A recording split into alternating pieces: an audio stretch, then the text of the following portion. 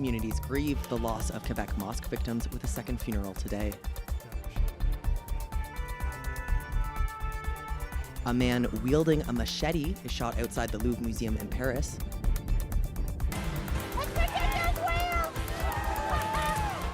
And get ready for Super Bowl ads featuring all sorts of celebrities, including Melissa McCarthy. Humber News starts now. Hey, Melissa. Hi, and welcome to Humber News. I'm Reagan McSwain, coming to you from our newsroom here at Humber College North Campus. Thanks for joining us. Here's what's making news this hour. The second funeral for the Quebec mosque victims is happening this afternoon. Yesterday, a funeral took place for the 3 other victims.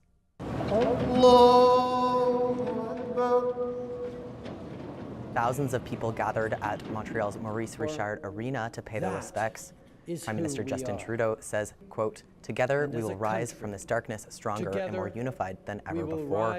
Muslim leaders spoke on behalf of the community and everyone joined in prayer.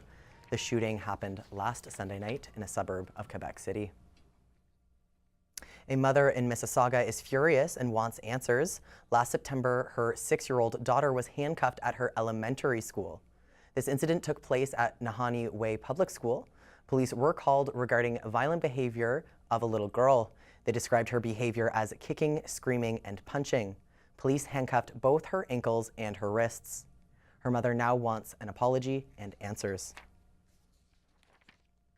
Toronto regions are coming together to promote foreign investment. It will be called Global Toronto. The focus is to create growth and showcase the region's uniqueness. Because right now, Canada has the attention of the world. We had the attention of the world a while ago because people recognized the fact we've got something different going here. We're telling a different narrative, a different story. The cities of Toronto, Mississauga, Brampton, and Halton are working together. All 3 levels of government have dedicated nearly $20 million to the project. It's expected to attract foreign investments and help Toronto compete with other major cities across the world, like New York and Singapore. Dignitaries at the event included the Mayor of Toronto, Ontario's Minister of Economic Development, and the Federal Minister of Innovation. Mean-spirited social media messages may have encouraged a First Nation youth to commit suicide. That's according to the child's mother. Chantel Fox, 12 years old, committed suicide in January. She died only a few days after her friend, who was also 12, also took her own life. Several girls from the community north of Thunder Bay still remain on suicide watch. Toronto police have released an update on a shooting outside a Scarborough bar. It happened in December where Youssef Hagi Ahmed was gunned down. Here's what police said just a short time ago. Front, they then come to the rear of the plaza, in which I believe they're casing the area out. They're very cognizant of the cameras as they're walking towards the rear. They tuck their heads down.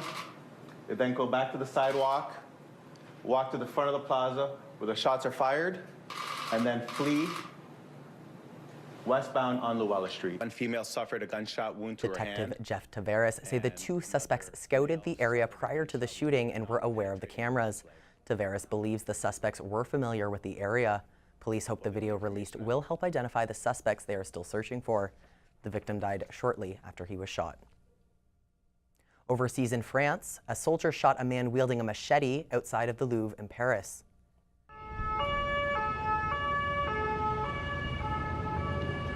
The man attacked a group of soldiers before being shot near the museum's retail area. He was denied entry to the museum because of his 2 backpacks. Police confirmed they did not contain explosives. The museum was evacuated because police said it appeared to be a terrorist attempt. Another man was taken into custody due to suspicious activity. The identity of both suspects remains unknown. We're going to take a quick break. Still ahead, the latest in sports. But first, Shantae has a preview of your 3-day forecast. I'm here outside of the Learning Commons building where it's nice and warm, unlike outside where it's windy and quite the chilly day. This weekend is expected to be a cold one, so don't put away those gloves and earmuffs just yet. It's currently -8. I'll have your 3-day weather forecast when we get back.